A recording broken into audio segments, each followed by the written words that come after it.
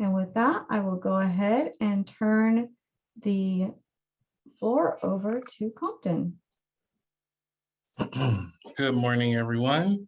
My name is Dr. Eric Mathews. I am the Distance Education Manager at Compton College, and I'm just here to kind of advocate for accessibility and just talk about how we started our relationship with the Accessibility Center, kind of looking at how we use the services that they have available, and then just kind of walking you through the journey that we've taken so far. Now, first, I want to say I am the distance education manager here. So I am speaking from kind of an online learning perspective. And, I am not the accessibility authority, but I am one of the cogs that support it for the campus. And we have multiple perspectives that are not, reflected in this story, but I do kind of mention what those other perspectives look like. So we all know that accessibility is an institutional responsibility, and we sometimes face challenges to ensure that we create accessible materials. And some of those questions look like who is responsible for providing training or at least coordinating it? Like who can faculty go to when they need support in developing accessible course materials, and who supports staff that are working with students and might involve documents that students need to review, sign, things like that. So those are the kind of questions that were coming up as we were thinking about accessibility, and especially from my perspective of distance education, where we have more student services using our Canvas LMS to reach students. And so what we found is just that we need to build a culture of accessibility that includes everyone. So that's going to be faculty, staff, and even students, because recently I did a training with students, and a lot of them were really excited to learn about Blackboard Ally because a lot of them actually like the alternative formats. They don't need them, but some of them really enjoyed looking at things, in some of the other ways that Blackboard Ally offers. So how do we get started with our accessibility journey? All right. At the beginning, we were primarily relying on Blackboard Ally. And that was mostly used by faculty and students, and that was primarily in Canvas. So we had trainings that were offered to faculty on through @ONE with creating accessible course documents. And that was a part of our faculty DE certification process. But we didn't really have much in the form of training for staff, at least not at an institutional level. And so I came into the distance education role in 2020, and we had a few resources that were kind of untapped. We had the micro courses that are available in Canvas. So there's one for Microsoft Word, PowerPoint, PDFs, and Canvas video captioning. Those are available through the Canvas Commons. You can download them and kind of customize them as you see fit. And of course, our biggest one was not tapping into all of the resources through the CCC Accessibility Center. And we also had additional technologies that we were made aware of that actually could support our journey on to being more accessible. One of them being like Pope Tech was a big one for us that we eventually took advantage of. So in the chat or just shouting out loud, using one or two words, how would you describe your institution's place on its accessibility journey?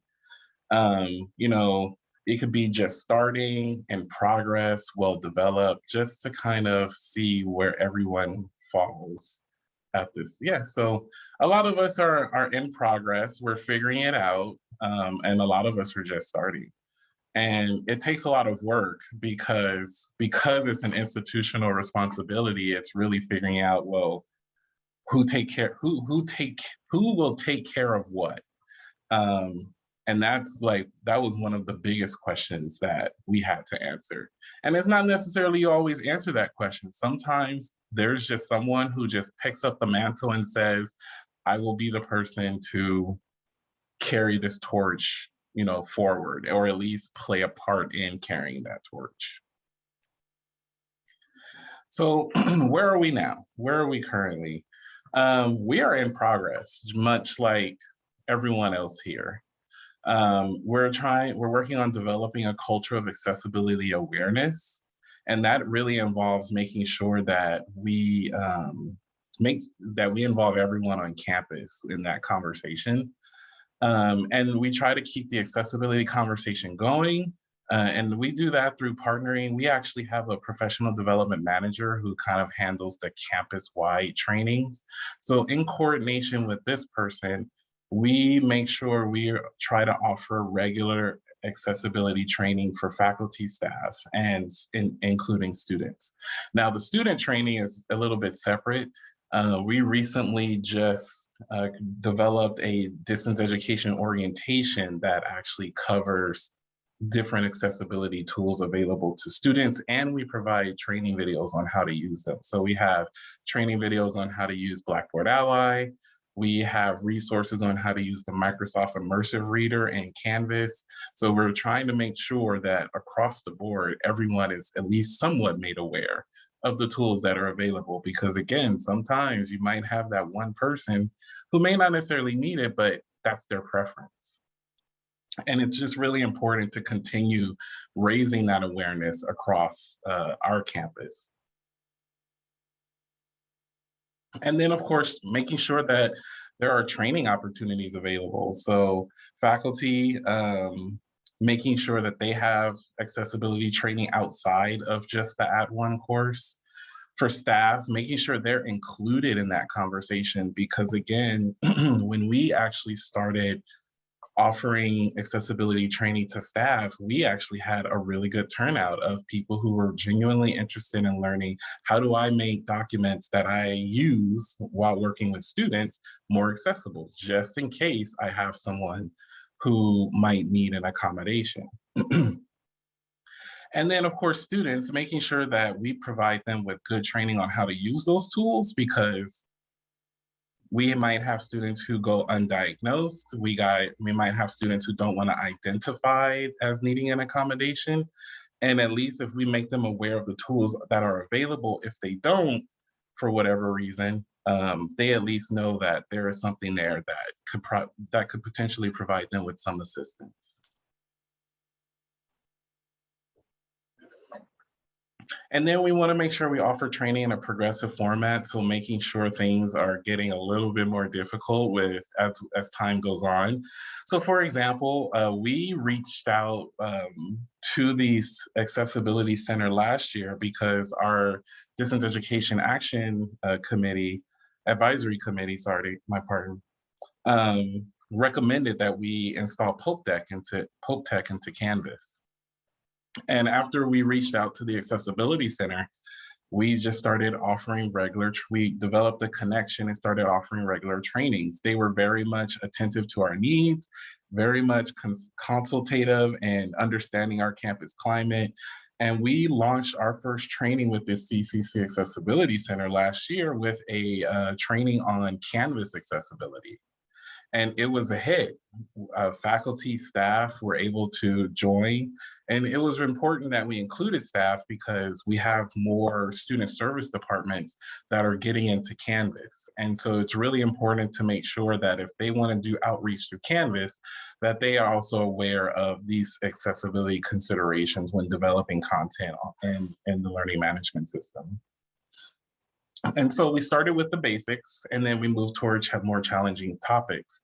This past year, we invited the Accessibility Center came and provided a basics of accessibility workshop, along with a Microsoft Word workshop. So it was a 2-day workshop where our staff, faculty were able to get a kind of general overall review of accessibility, and then dive a little bit deeper once they did the Microsoft Word accessibility training. And so these are a few of the technologies that we tapped into. Currently have Pope Tech installed in our Canvas instance. We are using the Equidocs for basic remediation. I still need to develop training on it, but we have it, and I'm at least using it. And we actually have multiple departments on our campus that have an Equidocs account. Another good resource, another good technology was the TPGI color contrast analyzer. What's very nice about this one is you can download it to your computer, and it makes it a lot easier to identify those colors or get the color codes. I definitely recommend it. It's just made that process a lot easier. And then, of course, making sure that we distribute and make it known that the Canvas accessibility guides are available. So what we've done is we set those accessibility guides up to be a self-registration, self-guided course. So anyone with a link to the course can register themselves into the course and go through the content on their own, if they choose, if they don't want to do a live training. So another question I want to throw out just to kind of get a feel for what is everyone else going through. What are your biggest hurdles or greatest successes related to accessibility? I would say for us, this past spring semester, it was definitely bringing in more staff. I mean, we had administrative assistants, librarians.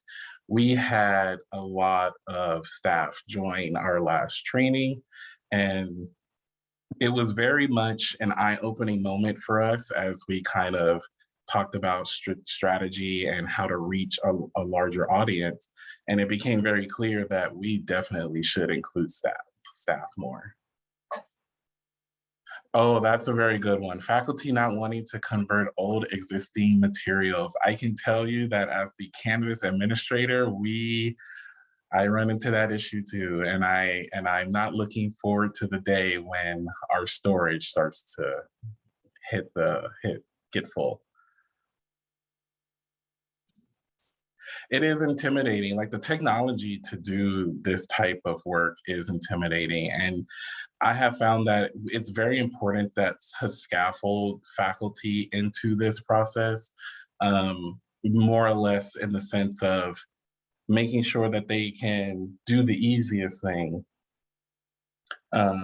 do the easiest conversion first, which would be like building a Canvas page, and then progressively moving into Microsoft Word, and the one we all dread, PDFs. PDFs are probably the worst thing possible, but if you need it to be able to do it, we want to scaffold everyone's skills into being able to do those kind of more difficult processes. And then, of course, making sure that someone is available who can help out. I know that I do try to make myself available for any faculty member and staff member, for that matter, who needs help with conversion. And we work it out. They set an appointment with me, and we just work it out. And that's building upon the trainings that we are receiving from the Accessibility Center. So just to recap how we got started, we reached out to the Accessibility Center about Pope Tech, and I remember my first interaction was with Miss Angela, who is a fantastic person. You definitely gonna want to reach out to her for all of your training needs. She does a very, very excellent job of kind of understanding what our needs are and even recommending trainings. Sometimes there are trainings that I may not know about, and she'll say, hey, well, we have this training coming down the pipeline. And I'm like, you already know, you don't have to ask me, sign me up, let's do it. Which reminds me, Angela, we got to talk later. We need training for this coming fall. After that email, we realized it was a vital component to our accessibility strategy, because they will come and do a essentially campus-wide training. Anyone who is willing to come, they will provide training. And it eases the training burden on those working at the campus. And it's a really excellent resource to tap into. Instead of trying to figure out who amongst you can provide this training, use them to supplement the training that you want to offer. Maybe you do still offer training in-house, but they can always come and do like really good basics or targeted programs. Microsoft Word, PDFs, and I'm sure there are more coming down the pipeline. And the Canvas accessibility training was just a really, really great training. When we did it last year, it was a 2-day training of just going through a Canvas accessibility checker, the Pope Tech tool, how to use it, and then basic framework of developing accessible Canvas pages.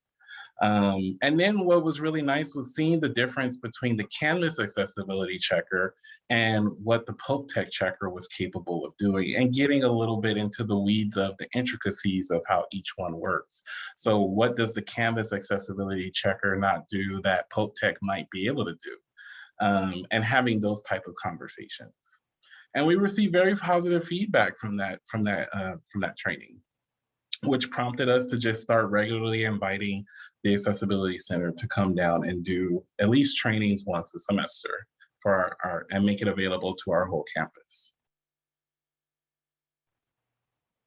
Now, the accessibility fundamentals training, it was a training that I thought was very good. From the staff that took this training, they felt really comfortable kind of going into the Microsoft Word training because it just gave them that kind of in-depth overview of like how to do heading structure, what are like color decisions that you might want to make, key considerations that are important when you're developing accessible documents. And it prepared faculty and staff for more challenging topics. So now, now that we've kind of done the Word training, we could potentially take a leap forward and try PDFs and see, well, what kind of reaction or assistance or additional trainings will we need to provide after we do the PDF training. But people are genuinely interested in learning more about it. And this training is offered as a part of the CCC Accessibility Center's catalog of trainings that are available. So I would definitely say take advantage of it. It's been a very positive experience for us. And by keeping the accessibility conversation going, you can kind of start to develop a support network within your campus. So while it's an institutional responsibility and we should spread the responsibility among everyone, we should use this as an opportunity to encourage collaboration about thinking about how to tackle the accessibility challenges. Like, for example, if someone wanted to use Canva, what are the issues with creating a flyer in Canva and how do you make it accessible? That's a pretty good question to ask because flyers are where we all make flyers at some point in time to advertise different events and things like that. And Canva is a very popular tool to do that with, except when you save your final product, it's not very accessible.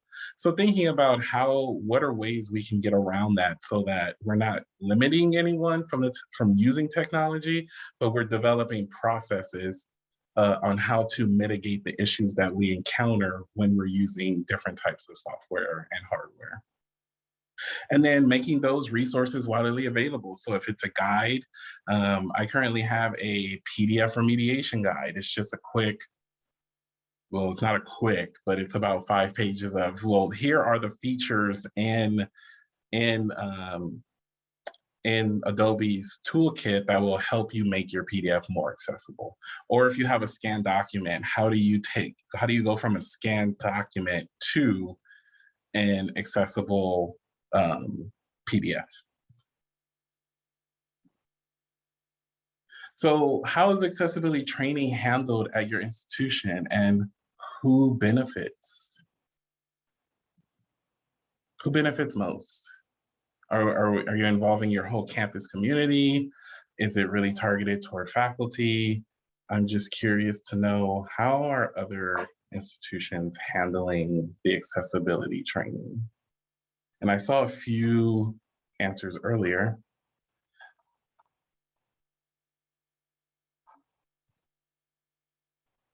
but that's one question to definitely take into consideration.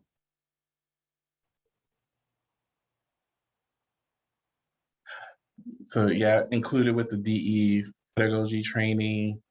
Um, pardon me. One roadblock is getting faculty to participate, um, and or even handled by instructional technology. I have seen where the instructional technology or even the IT department handles some of that training. That was usually at the university level.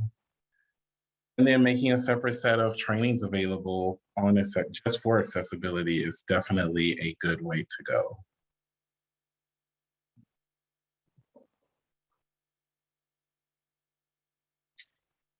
So just to think of, sorry about that. And my Zoom just, so looking ahead, sorry about that.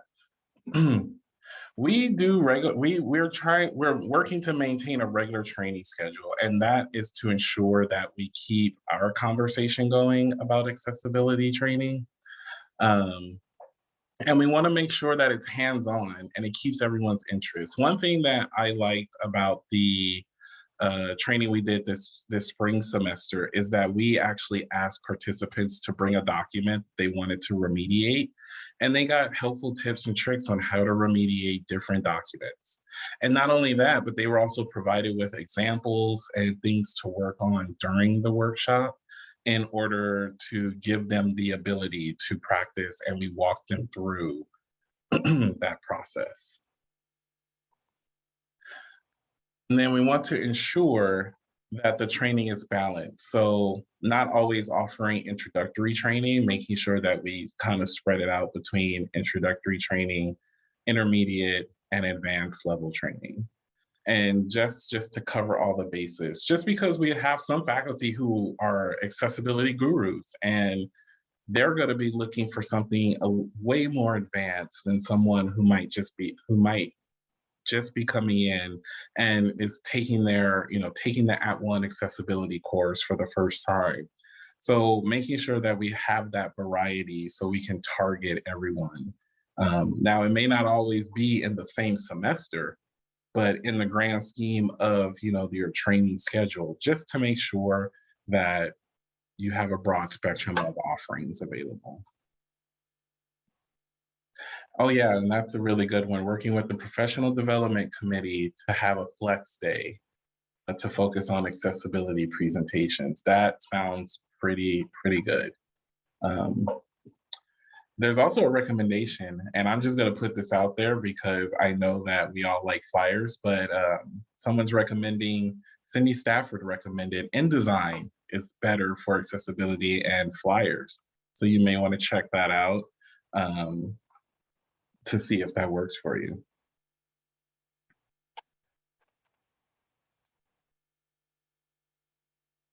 So we took a look at expanding our toolkit, and I think that's a pretty important consideration to make. For example, when I entered Compton, I believe we had just finished setting up Blackboard Ally. But then now that we've had it for almost a few years now, it's thinking about how um, can we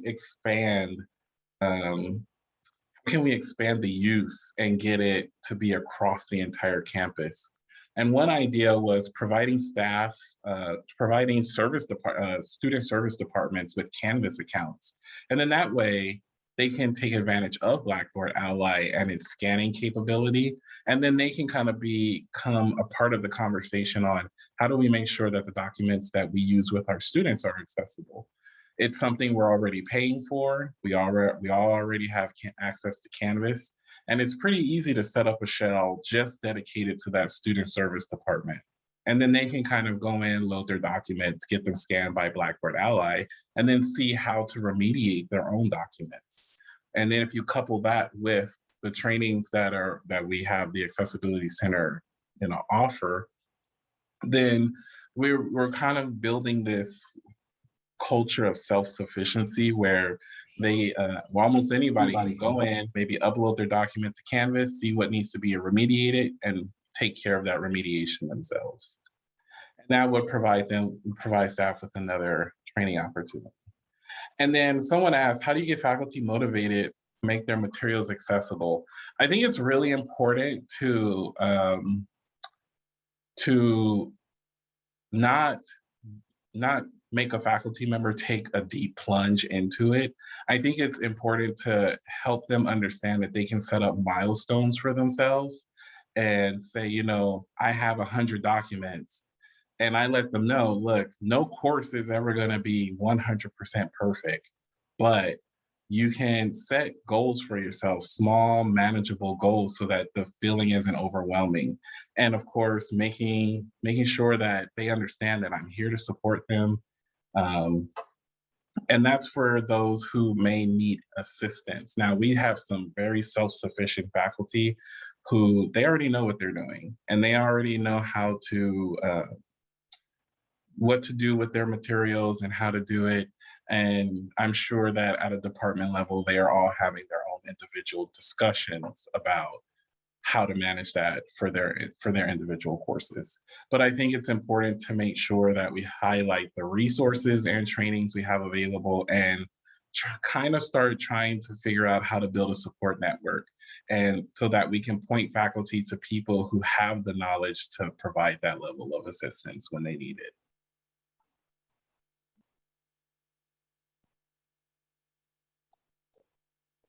So a few reflections. It's important to build structure. So right now, since it is an institutional responsibility, we have to spread it. So we have a 504, 508 committee that makes recommendations to the district on a variety of accessibility topics. They definitely lead the charge on what needs to be done as far as accessibility goes. We have the Special Resource Center, which handles student accommodations and assistive technologies. But when I started coordinating these trainings with the Accessibility Center, it was just kind of like that one piece that seemed to have been missing, that it just made sense to pick it up and say, someone has to at least bring training to the campus. So we're all overworked, we're all busy, and we all have to play a part at the same time. So the distance education department and our professional development area, or specifically our professional development manager, we essentially started coordinating campus-wide accessibility training and making sure that everyone was included in that conversation, or as many people as possible. And sometimes you just have to kind of unspokenly pick up that mantle and just say, I'll reach out, send Angela an email. You'll love meeting with her, and just start at least coordinating the trainings. It's not so much that you'll be delivering them, but working with them to bring the trainings on a campus-wide level might be very beneficial. And although it is one thing you're adding to your plate, it's also kind of one of those things that once you've set it up, you're good to go. And they're going to come in and do their thing and make sure that everyone understands, provide examples, give very good instructions. So I definitely think sometimes we just have to bite the bullet. But like I said, it has to be fair, and it needs to be spread among multiple responsible parties. And then from there, once you at least have a training schedule going, just trying to figure out how to set up a support framework where everyone who has a question can get it answered. I now have staff who reach out to me for, hey, I need help with this, and I do not mind hopping on Zoom and helping them out when they need it. And the same thing goes for faculty as well. And it just becomes really important because it's easier if we can just say, hey, here's a group of people who can provide you with that assistance. And it's always going to be an ongoing question, right? Because we're always going to have people coming in and out. So that's why it's really important to make sure you're offering regular trainings, even if it's just one training a semester, that is a really good point, a really good way to get people to start thinking about, well, how can I make this accessible? And then they will start following up with questions. I can definitely tell you that they will.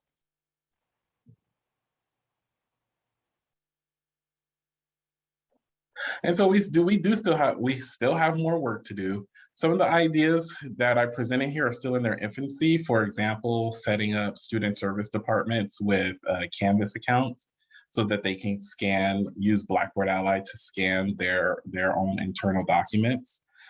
We still need to figure out what a support network looks like and ensure that everyone can get assistance when they need it.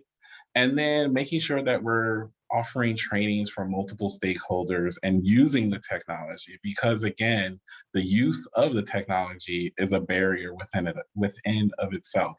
So it's really important that we offer thorough training on how to use, the accessibility features in Microsoft Word, what features we need to use to make sure PDFs are accessible, and even the tools that are available in Pope Tech and some of the external tools.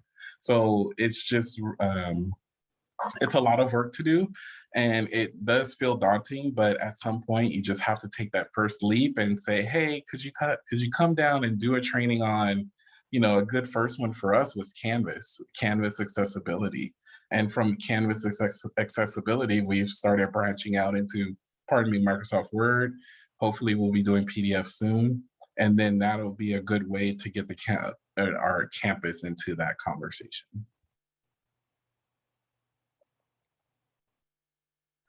And so just a few wrap up words. It's hard work, but you can't give up.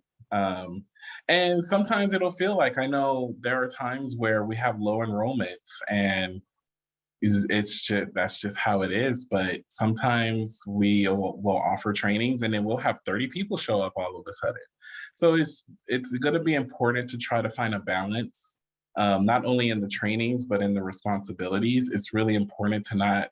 It's really easy to take everything on yourself, but kind of just carve out a niche for yourself, and in that, hey, I'll just be the person that invites training and coordinates the training every year. And that's been my stance, is I let the um, 504 508 committee make all of the accessibility decisions, but I will just make sure, hey, that we at least have one professional development event occurring on campus for everyone to attend. And then be creative in how you use your resources. I mean, we all have access to Canvas, and if you're using some sort of accessibility assistive technology in Canvas, it might be a great way to say, hey, we can actually put the whole campus in here, and everyone could be scanning documents, at least to get the feedback on how to make sure that the documents are accessible. Take full advantage of what's available. So, you have Pope Tech, Equidocs, the Oz Player, not so much, sorry. And make sure that you keep the conversation going. It's really important that you constantly are talking about accessibility, making sure, because it is one of those things that you need repeat training in order to fully master it. And that's where the frustration point is. It's definitely not something where you're going to take, the introduction to accessibility training the first time and it's all just going to absorb into your mind. It's all just going to be there. It's definitely something that takes a lot of practice. And because it takes a lot of practice, you have to offer regular opportunities for your trainees to practice using those technologies and following those procedures. So with that, I would like to open the floor to any questions, comments, anything you all have, and then I'll take a look at the chat here. So someone asked, do we have an accessibility plan? I don't think we have a full-fledged plan. And I believe Professor Moriyama kind of just answered it a little bit, that the committee is advisory. But yeah, so we are getting a plan going. just wanted to make sure.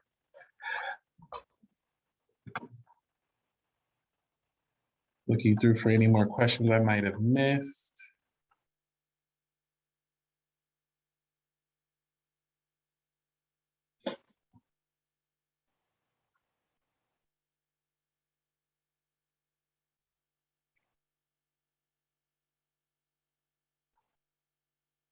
All right.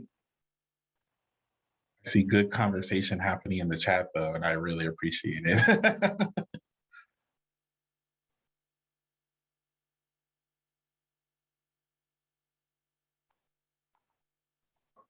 Well, while we're waiting to see if there's any last minute hot burning questions, I would like to remind everyone that we do have the CCC accessibility listservs, and that is a great way to keep up with information, hear about the different things that are going to be added in terms of scope for next year. And I'm going to put the link into the chat for that. I'm also reminding everyone that there will be a survey sent out after the training. It'll probably go out tomorrow, and we're encouraging everyone to fill out the survey. There is an additional section in the survey to ask questions about the potential of moving the platform from Zoom meetings to Zoom webinar next year. So I'd like to really hear about what you feel would be the pros and cons, accessibility concerns around that. So please fill that out, because we definitely want to make an informed decision going forward. There's still conversation going on. I'm not seeing any questions. Any last things you'd like to say before we wrap this up, Dr. Mathews? The only thing I want to throw in is tap into the resources that you have available, because at least for us, the Accessibility Center has been a really good one that we've been using on a regular basis. And it really does help to have someone who can come in and really provide that kind of campus-wide training. So I definitely think it is a good resource to tap into. All right. Well, thank you, everyone. I think unless there's additional questions, we'll give everybody a few extra minutes for lunch. How does that sound? Okay, so we will go ahead and break for lunch, and we will be back at 1 o'clock with our next session, which will be on accessible social media. So I will put this afternoon schedule up on the screen for people to see while we are breaking for lunch. And so we'll get started with that. The next session, I will start at 12:59 with housekeeping items, and then we'll dive right into the afternoon at 1.